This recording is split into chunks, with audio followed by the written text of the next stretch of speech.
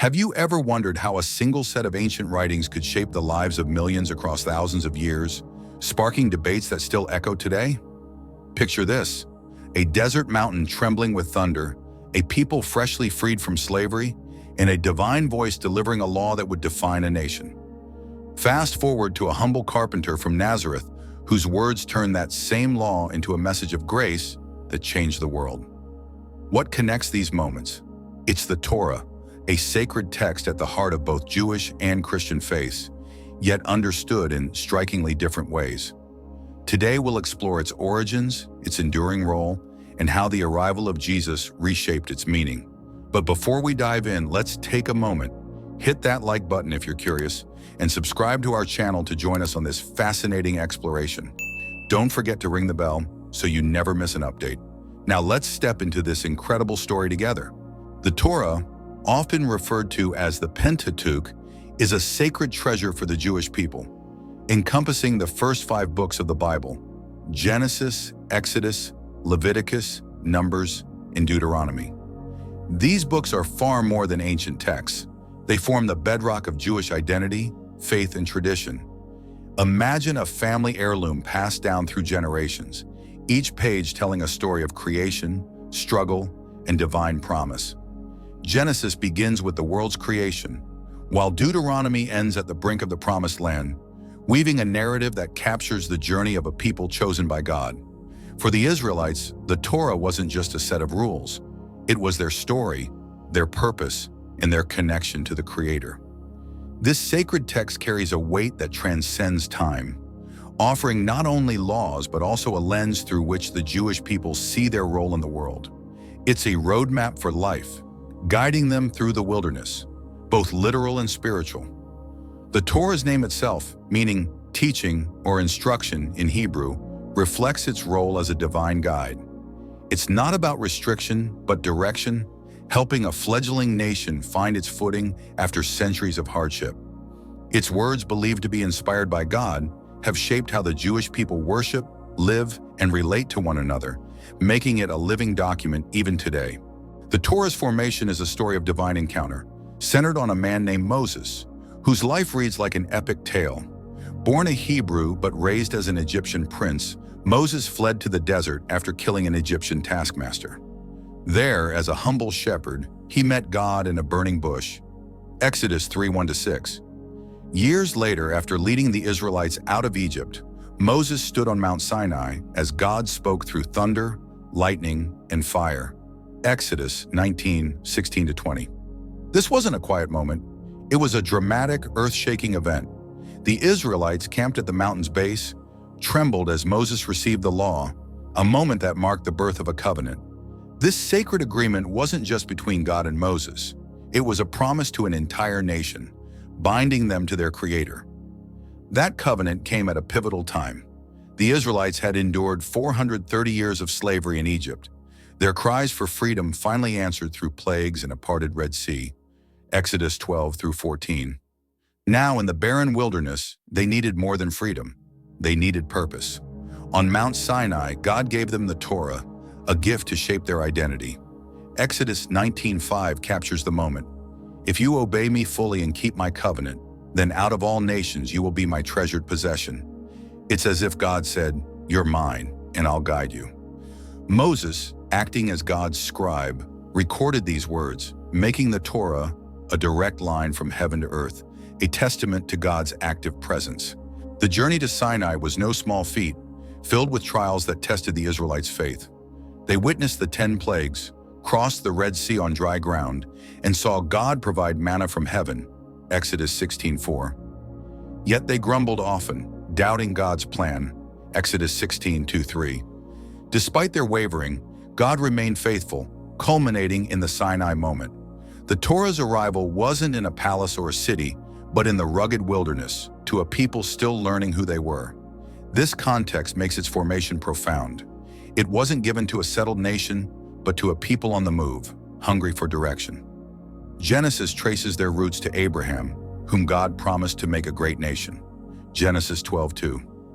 By the time Moses received the law, that promise was taking shape. What's remarkable is how the Torah set the Israelites apart from their neighbors. Surrounding nations like the Egyptians and Canaanites had their own gods, idols of stone and wood, often tied to fertility or war. But the Torah declared one God, the Creator, who acted in history. Exodus 22 begins, "I am the Lord your God, who brought you out of Egypt, out of the land of slavery." This wasn't a distant deity, but a God who rescued and then guided. The Torah's formation wasn't just about laws, it was about forging a relationship, giving a scattered people a new identity as God's own. At the heart of the Torah are the 10 Commandments, etched in stone and delivered to Moses on Mount Sinai, Exodus 21-17. These aren't mere suggestions. They're the moral foundation of a nation. The first command, "You shall have no other gods before me," establishes exclusive devotion to God, a radical idea in a polytheistic world. Others, like "Do not murder" and "Do not steal," set standards for justice and community. Then there's "Honor your father and mother," ensuring family respect across generations.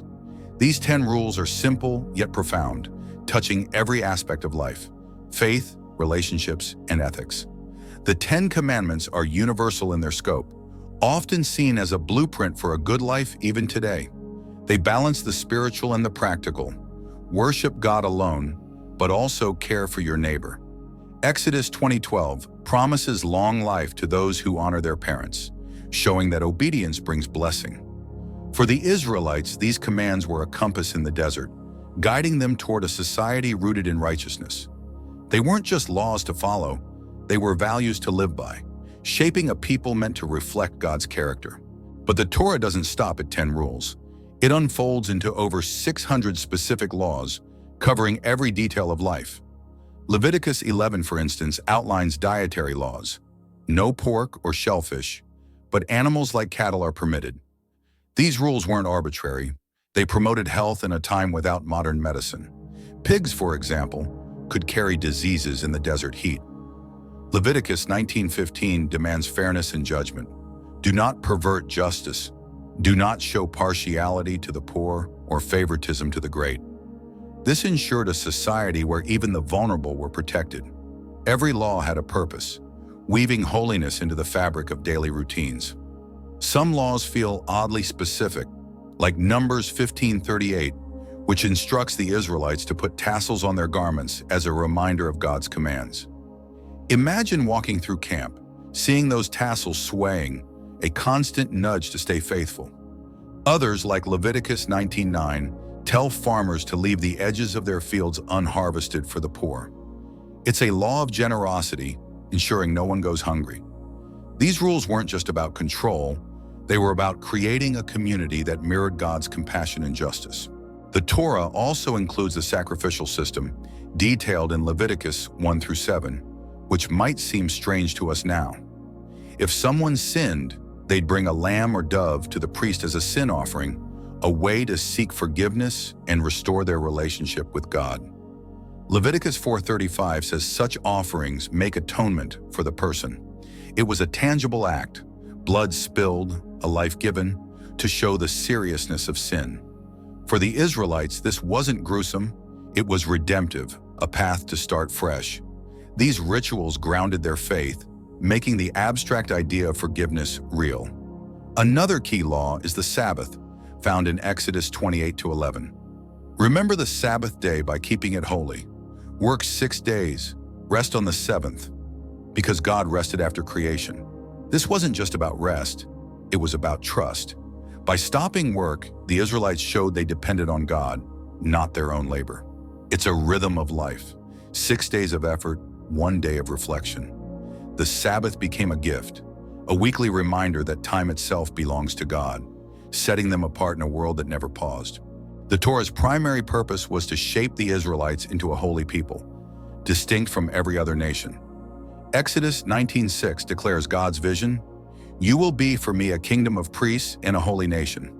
This wasn't a casual goal. It was a calling to reflect God's character to the world. The law was their guide to achieve this, setting them apart in a region filled with idol worship and moral chaos. By following it, they'd become a living example of what it means to belong to the Creator. This holiness wasn't about being perfect, it was about being different. The Israelites had just left Egypt, a land of many gods and harsh oppression. They needed a new way to live, one that honored the God who freed them. The law provided that framework. Don't worship idols. Don't exploit others. Love your neighbor as yourself. Leviticus 19:18. It's like a coach giving a team a playbook. Follow these plays and you'll win. The Torah was their playbook for building a society that glorified God.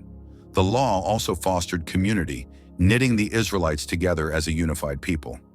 Leviticus 25 introduces the Jubilee year, a radical idea. Every 50 years, debts were canceled, slaves freed, and land returned to its original owners. This prevented wealth gaps from growing too wide, ensuring the poor weren't crushed. Imagine the hope this gave, a fresh start for everyone, no matter their past. Deuteronomy 16:20 commands, follow justice and justice alone. The Torah wasn't just about personal piety, it was about collective fairness, creating a society where everyone had a place. Unity came through shared practices too. Numbers 9:14 says even foreigners living among the Israelites had to follow the same laws, like keeping the Passover. This wasn't about exclusion, it was about inclusion, inviting others into the covenant community. The law gave the Israelites a rhythm, shared festivals, shared meals, shared values. In a desert surrounded by enemies, this unity was their strength, a way to stand firm as God's people amidst a world that often opposed them. Obedience to the law was also an act of worship, a way to honor the God who rescued them. Genesis 26:5 praises Abraham because he obeyed my voice and kept my charge, my commands, my decrees, and my laws.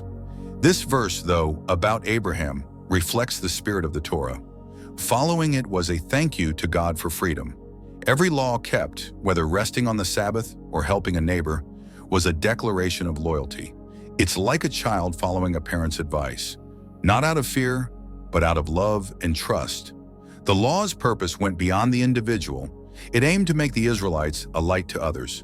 Deuteronomy 4:6-7 says that when other nations saw their wisdom and obedience, they'd say, surely this great nation is a wise and understanding people. The Torah wasn't a private rule book, it was a public witness. By living it out, the Israelites showed the world who their God was, a God of justice, mercy, and faithfulness, who desired a relationship with his creation. Spiritually, the Torah was a bridge to God, a way for the Israelites to draw near to him through their daily choices. Leviticus 20:26 says, you are to be holy to me because I, the Lord, am holy, and I have set you apart. This wasn't about earning God's love, it was about reflecting his nature. Every law, from dietary rules to moral commands, was a step toward aligning their lives with God's character. It's like a mirror. The Torah showed them who God is and who they could become. This connection wasn't abstract, it was deeply personal. The law invited the Israelites into a relationship where actions mattered. Deuteronomy 10:12-13 asks, what does the Lord your God ask of you but to fear the Lord your God, to walk in obedience to him, to love him, to serve the Lord your God with all your heart and with all your soul? Love and obedience were intertwined. Following the Torah was a way to say, I belong to you, with every choice they made. The Torah also carried a promise of life and blessing, making obedience a path to flourishing. Deuteronomy 30:15-16 lays it out. See, I set before you today life and prosperity, death and destruction. For I command you today to love the Lord your God, to walk in obedience to him. Then you will live and increase.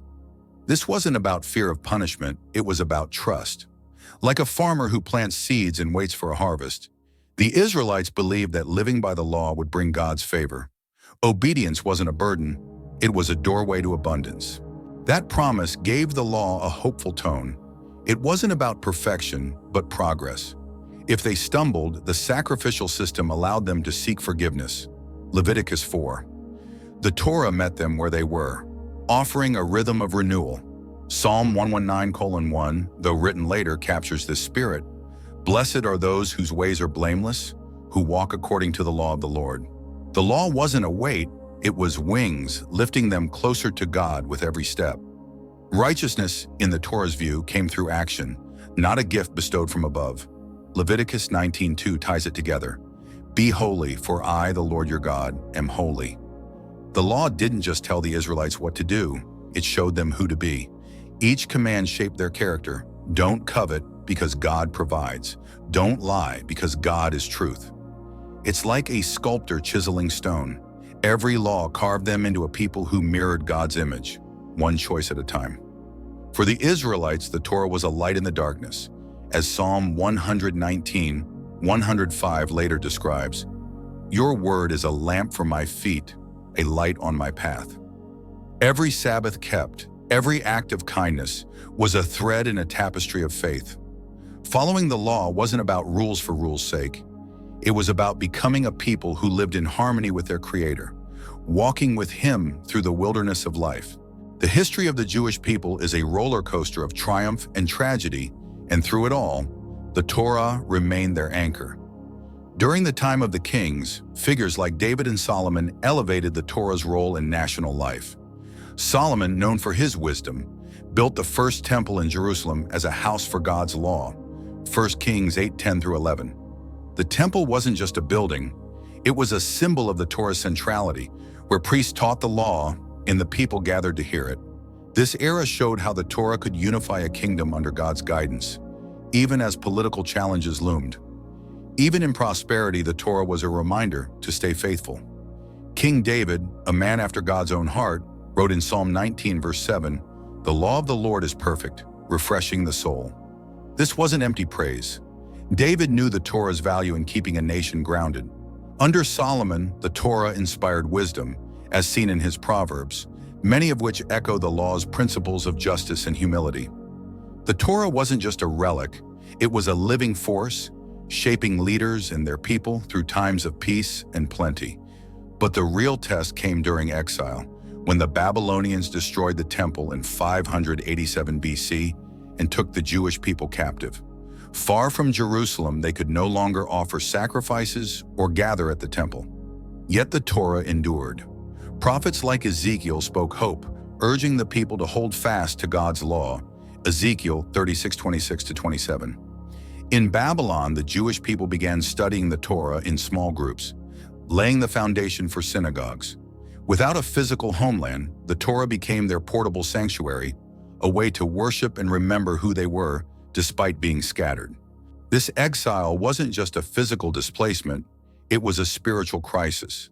Families wept by the rivers of Babylon, as Psalm 137 describes, longing for Jerusalem. But the Torah gave them strength. Leaders like Ezra, who returned after the exile, made it their mission to teach the law, Ezra 7:10. They read it publicly, as seen in Nehemiah 8, where the people wept with joy at hearing God's words again. The Torah wasn't lost in exile, it became the heartbeat of a displaced people, proving its enduring power.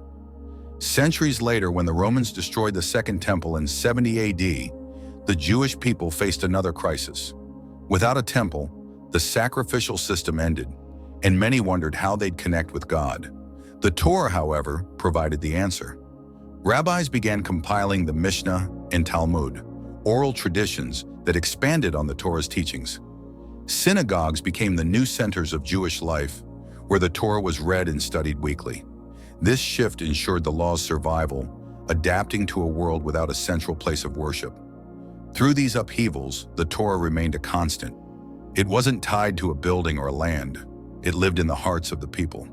The prophet Jeremiah had foreseen this resilience, saying in Jeremiah 31:33, "I will put my law in their minds and write it on their hearts." From the glory of Solomon's temple to the ashes of Roman destruction, the Torah stood firm, guiding the Jewish people through every storm and proving its timeless relevance. The Torah shapes Jewish life through its festivals, which are more than celebrations, they're living connections to God's promises. Take Passover, described in Exodus 12. It commemorates the night the Israelites were spared from the final plague in Egypt, marking their liberation. Every spring, Jewish families gather for the Seder meal, eating unleavened bread and retelling the story of the Exodus.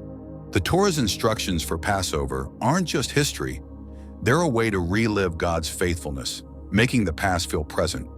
These festivals create a rhythm of remembrance, During Passover, the Torah is read in synagogues, reminding everyone of their shared story. Deuteronomy 16:3 says the unleavened bread is a reminder of the bread of affliction eaten in haste during the escape from Egypt. For Jewish families, this isn't a dusty ritual, it's a vivid reenactment. Children ask questions, as the Torah encourages, ensuring the story of God's deliverance is passed down, keeping the law alive in every generation. Another key festival is Yom Kippur, the Day of Atonement, detailed in Leviticus 16. It's the holiest day of the year, a time for fasting, prayer, and repentance. The Torah describes how the high priest once entered the Holy of Holies to offer sacrifices for the nation's sins. Today, without a temple, the focus has shifted to personal reflection, but the Torah's call to afflict your souls, Leviticus 16:31, remains. On Yom Kippur, Jews seek forgiveness from God and each other, fulfilling the law's deeper intent of reconciliation. Yom Kippur shows the Torah's adaptability. Though the sacrificial rites have ceased, the day's essence, atonement and renewal, endures. Synagogues read Leviticus 16 and the book of Jonah, emphasizing God's mercy. The Torah's words guide the prayers, like the confession of sins called vidui, creating a space for spiritual cleansing. For Jews, this day isn't about guilt. It's about hope, a chance to realign with God's will, as the Torah teaches. Then there's Sukkot, the Feast of Tabernacles, outlined in Leviticus 23:33-43. For 7 days, Jews build temporary shelters, called sukkahs, to recall the 40 years in the wilderness, when God protected them in fragile tents. The Torah commands them to live in temporary shelters and rejoice before the Lord. Families eat meals in the sukkah, often under the stars, feeling the fragility and gratitude of their ancestors. It's a tangible link to the past. Blending joy with reflection, Sukkot also highlights the Torah's role in community. Neighbors visit each other's sukkahs, sharing meals and stories. Leviticus 23:40 mentions taking palm branches and rejoicing, a tradition still alive as Jews wave the lulav during prayers. These festivals aren't just events, they're experiences, rooted in the Torah, that bind the Jewish people to their history and to each other, keeping the law a vibrant part of daily life. The Torah has been the glue holding Jewish identity together through centuries of dispersion. After the fall of Jerusalem in 70 AD, the Jewish people scattered across the Roman Empire, facing hostility and displacement. Without a homeland, they could have assimilated into other cultures, losing their distinctiveness. But the Torah prevented that. It gave them a shared language, Hebrew, and a shared practice, like keeping kosher, which set them apart even in foreign lands. In places like Spain or Persia, Jewish communities thrived despite persecution because of the Torah. They'd gather in secret to study it, risking their lives to teach their children. The law became their homeland when they had none. Proverbs 3:18 calls the Torah a tree of life to those who take hold of it, and for the Jewish diaspora, it truly was a source of life and continuity, keeping their culture alive no matter where they were. This preservation wasn't just about survival, it was about thriving. In medieval Europe, Jewish scholars like Rashi wrote commentaries on the Torah, making its teachings accessible to ordinary people. These writings, still studied today, show how the Torah remained a living text, not a museum piece. Communities built yeshivas, schools dedicated to Torah study, where young boys memorized its verses. This dedication ensured that even in exile, the Jewish people remained a people of the book, united by their sacred text. The Torah also fostered resilience. During the Spanish Inquisition in the 15th century, many Jews were forced to convert or flee, yet some secretly kept the Torah's practices, lighting Sabbath candles in hidden rooms. These crypto-Jews clung to the law as a lifeline, a quiet act of defiance against erasure. The Torah wasn't just a book, it was their heritage, their defiance, their hope, carried in their hearts through every trial. Beyond practices, the Torah shaped Jewish values, like the emphasis on education and charity. Deuteronomy 6:7, though mentioned earlier in history, continued to inspire. Teach them to your children. This command made literacy a priority. Every Jewish child learned to read the Torah. The law also encouraged tzedakah, or righteous giving, as Leviticus 19:18's call to Love your neighbor extended to helping the needy. These values, rooted in the Torah, became hallmarks of Jewish identity, visible even in modern times. This enduring identity is a testament to the Torah's power. It wasn't just a set of rules, it was a way of life that defined a people. Whether in ancient Babylon or medieval Europe, the Torah gave the Jewish people a sense of belonging.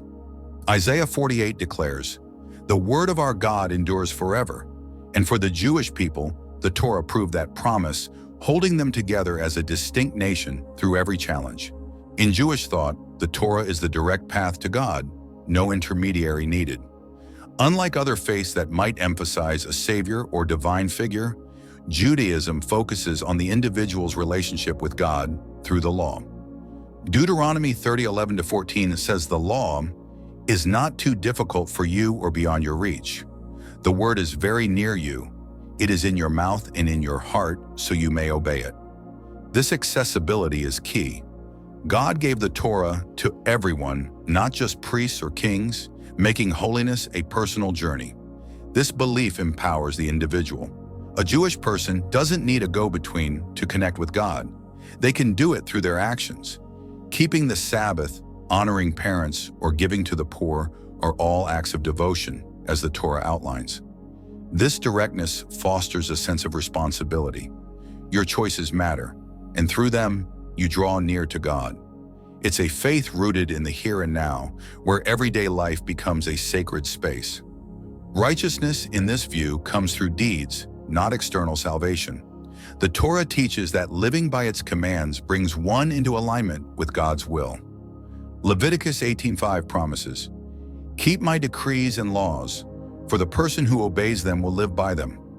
This living isn't just physical, it's spiritual, a life of purpose and connection. For Jews, the Torah isn't a burden to earn God's favor. It's a gift, a way to live in harmony with the Creator who chose them. This perspective also emphasizes accountability. There's no figure to save you from your mistakes.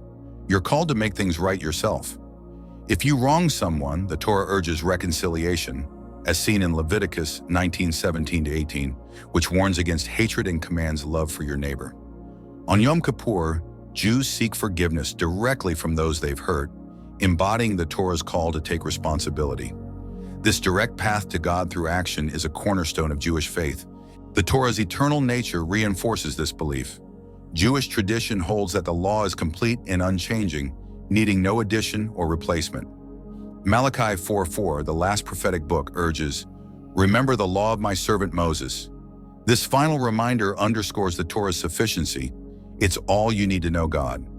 Unlike faiths that look for a new revelation, Judaism sees the Torah as timeless, a perpetual guide for all generations. For Jews, the Torah is the ultimate expression of God's will, a covenant that endures. It's not about waiting for a future savior, it's about living out God's plan today. This self-reliant, action-based faith has sustained the Jewish people, making the Torah not just a path to God, but a way of life that defines their relationship with Him, generation after generation. Jesus, born into a Jewish family in first-century Judea, was immersed in the Torah's world from the start. As a young boy in Nazareth, he likely attended synagogue services where the Torah was read aloud, a common practice among Jewish communities. The Gospel of Luke 2:41-42 mentions him traveling to Jerusalem for Passover at age 12, showing his early engagement with Jewish festivals tied to the law. This wasn't a casual upbringing. Jesus grew up surrounded by the rhythms of Torah life, from Sabbath gatherings to the study of scriptures, shaping his understanding of God's will. This immersion wasn't unique to Jesus. It reflected the Jewish culture of his time. In a small village like Nazareth, the synagogue was the heart of community life, where men debated and learned the law. Jesus' family, like others, would have kept kosher diets and observed holy days, as Leviticus outlined. Luke 4:16 describes him later reading Isaiah in a synagogue, a sign of his familiarity with the Torah and prophetic writings. His life was rooted in this tradition, giving him a deep respect for the law long before his public ministry began. As Jesus grew, his connection to the Torah deepened through personal study and reflection. The Jewish practice of memorizing scriptures likely influenced him, allowing him to quote Deuteronomy when tempted by Satan in the wilderness. Matthew 4:4, "Man shall not live by bread alone." This wasn't just knowledge, it was faith in action, showing how the Torah guided his choices. His early years were spent in a land under Roman rule, where Jewish identity clung to the law amid oppression, making it a source of strength for him and his people. This background set the stage for his later teachings. Imagine a young Jesus listening to rabbis explain the Torah, absorbing its stories of Moses and the prophets. His Jewish heritage wasn't a backdrop, it was the foundation of his identity. John 1:45 calls him Jesus of Nazareth, the son of Joseph, linking him to this Torah-centered world. His life began not as a challenge to the law, but as a continuation of it, preparing him for the role he'd later embrace. Jesus' public ministry began with a bold declaration of his Torah roots. In Luke 4:16-21, he reads from Isaiah 61 in a Nazareth synagogue saying, "Today this scripture is fulfilled in your hearing." This moment wasn't a break from tradition, it was a fulfillment of it, rooted in the Torah's prophetic promises. The crowd's mixed reaction, amazement and anger, shows how deeply his words resonated with the law's expectations. His life was a bridge between the old ways and a new understanding, all while honoring his Jewish upbringing. This foundation shaped his interactions too. When challenged by religious leaders, Jesus often turned to the Torah for authority, as seen in debates over Sabbath rules, Mark 2:27. His early years weren't about rejecting the law but living it, preparing him to offer a perspective that would resonate with those who cherished it. His Jewish roots gave his message a familiar yet transformative power. Jesus didn't just follow the Torah, he brought new depth to its meaning. In the Sermon on the Mount, Matthew 5-7, he reframed the law for his listeners. Take murder, Exodus 20:13 says, "You shall not murder." But Jesus added in Matthew 5:21-22 that even anger without cause breaks this command. It's a shift from outward action to inner attitude, urging people to examine their hearts. This wasn't a rejection, it was an invitation to live the law more fully, challenging his audience to go beyond the surface. This teaching stirred both awe and confusion. Imagine sitting on that hillside, hearing Jesus say anger is like murder in God's eyes. It wasn't about legalism, but transformation. Matthew 5:17, "I have not come to abolish the law or the prophets, but to fulfill them," sets the tone. He aimed to complete the Torah's intent. His words push people to see the law as a guide for the soul, not just a checklist of deeds. Another example is his take on adultery. The Torah forbids it, Exodus 20:14. But Jesus in Matthew 5:27-28 says lusting after someone is already breaking the command. This wasn't about adding rules, it was about revealing the law's deeper purpose, purity of mind and heart. He used everyday scenarios, like looking at another with desire, to show how the Torah addressed human nature. His approach made the law personal, speaking to the struggles of ordinary people. This expansion wasn't always welcome. Religious leaders, focused on strict observance, bristled at his interpretations. Yet Jesus' point was compassion over rigidity. In Matthew 12:7, he quotes Hosea 6:6, "I desire mercy, not sacrifice," to defend his disciples picking grain on the Sabbath. He showed the law's spirit, mercy and love, could outweigh its letter, offering a fresh lens for those steeped in tradition. Love became the lens through which Jesus viewed the Torah. In Matthew 22:37-40, he sums it up. "Love the Lord your God with all your heart, and love your neighbor as yourself. All the law and the prophets hang on these two commandments." This wasn't a new law, but a distillation of the Torah's essence, found in Deuteronomy 6:5 and Leviticus 19:18. He invited his followers to see the law as a call to relationship, not just duty, transforming how they lived it out. His teachings often challenged the status quo. When confronting the Pharisees' strict Sabbath rules, Mark 3:1-6, Jesus healed a man with a withered hand, asking, "Is it lawful to do good on the Sabbath?" The Torah's silence on such specifics left room for his insight, showing its flexibility. His expansion wasn't a break from the law, but a deepening, making it a living guide for a new generation. The Christian view shifted with the Apostle Paul, who saw the law in a new light after Jesus' life and death. In Romans 3:20, Paul writes, "No one will be declared righteous in God's sight by the works of the law. Rather, through the law we become conscious of our sin."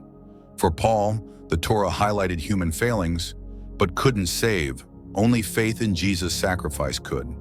This wasn't a dismissal, but a reorientation, suggesting the law prepared people for a greater truth. This shift came from a personal journey. Paul, once a Pharisee named Saul, persecuted Christians until a vision of Jesus changed him. Acts 9:1-19. His letters reflect this transformation, arguing that the law, while holy, couldn't overcome sin's power. Romans 6:14 says, "You are not under the law, but under grace." For early Christians, this grace, offered through Jesus' death, became the new path to God, altering the law's role. Jesus' crucifixion and resurrection fueled this change. Hebrews 10:1-4 notes that the law's sacrifices couldn't remove sins permanently, only pointing to a need for something more. Christians believe Jesus' death was the ultimate sacrifice, fulfilling the law's purpose. Hebrews 10:10. This idea, rooted in the Last Supper, Luke 22:19-20, where Jesus spoke of a new covenant, shifted focus from repeated offerings to a single act of redemption. This wasn't a rejection of the Torah, but a completion. Galatians 3:24 calls the law our guardian until Christ came, suggesting it guided people to faith. Early Christians, many of whom were Jewish, saw Jesus as the fulfillment of Jeremiah 31:31's new covenant. The law remained a teacher, but grace through Jesus became the way to righteousness, a perspective that spread as the church grew. The story of the thief on the cross, Luke 23:39-43, illustrates this shift. One thief mocked Jesus, but the other asked for remembrance in his kingdom. Jesus replied, "Today you will be with me in paradise," offering salvation without works of the law. This moment stunned early followers, showing faith alone sufficed. It wasn't about dismissing the Torah, but highlighting a new possibility, grace over merit. This belief shaped Christian communities. Acts 15 records a council deciding Gentile converts didn't need full Torah observance, like circumcision, but only basic moral guidelines. The focus moved to faith in Jesus, seen as the law's fulfillment. Ephesians 2:8-9 reinforces this. By grace you have been saved through faith, not by works. The law's role evolved into a moral guide, while grace became the cornerstone of Christian hope. The Jewish perspective sees the Torah as an eternal path to God, requiring no intermediary. Deuteronomy 30:15 offers a choice. "See, I set before you today life and prosperity by obeying the Lord's commands." For Jews, righteousness comes through living the law, a covenant renewed through each generation.